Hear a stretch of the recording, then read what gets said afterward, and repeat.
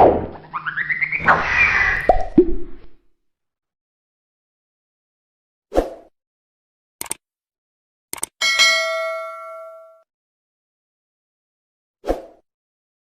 Sobat Tutor Geo, semangat pagi semuanya. Dalam belajar geografi, ada yang pernah dengar istilah SIG? Sebenarnya apa sih SIG itu? Ada nggak ya manfaatnya buat kehidupan kita sehari-hari? Cara makainya bagaimana? Nah, kali ini kita akan mempelajari itu semua. Yuk meluncur guys. SIG itu berasal dari 3 kata: sistem, informasi, dan geografi. Maksudnya, penggunaan sistem yang berisi informasi mengenai kondisi bumi dalam sudut pandang keruangan. Simpelnya, kita menggunakan teknologi untuk memperoleh informasi, dan informasi itu didapat dari bumi. Ingat ya, SIG itu sebuah sistem. Jadi dalam penggunaannya ada beberapa komponen. Ada data, manusia, software, dan hardware. Nah, yang hardware sama software seperti ini contoh-contohnya. Nah, bagi kalian mungkin istilah digitizer dan plotter merupakan istilah yang baru dengar ya.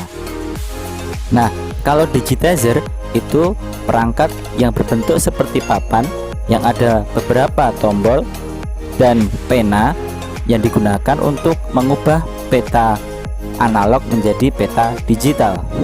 Nah, kalau plotter itu perangkat yang bentuknya mirip printer, hanya ukurannya dia lebih besar. Oke, lanjut ya. Untuk SIG ini, data yang digunakan adalah data spasial. Apa itu spasial? Data yang menggambarkan fenomena-fenomena di permukaan bumi. Data spasial dibagi menjadi 2, data grafis dan data atribut.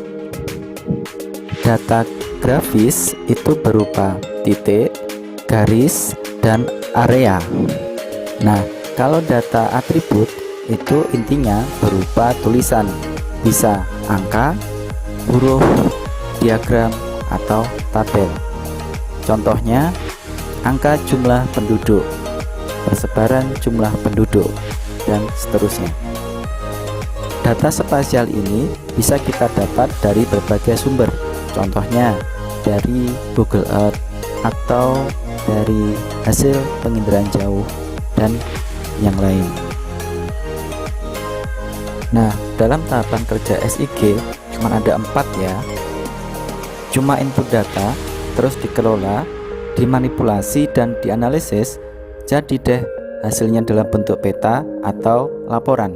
Nah, ini bisa dalam hard copy atau soft copy. Nah, untuk tahapan analisis data nggak usah bingung ya dengan istilah-istilahnya.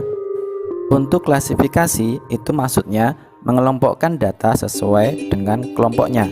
Contoh, data lahan pemukiman, data lahan untuk perdagangan, dan seterusnya.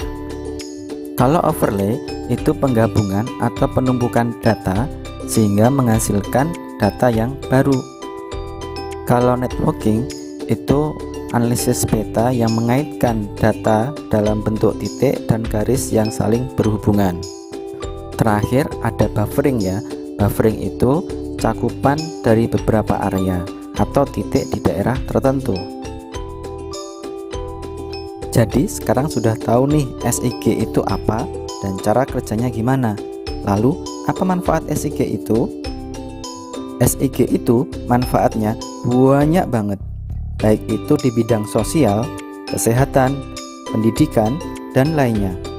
Pokoknya dapat digunakan untuk mengenali berbagai gejala fenomena di bumi, baik alami maupun hasil aktivitas manusia. Gimana? Udah paham kan tentang SIG dan perintilannya? Semoga bermanfaat ya.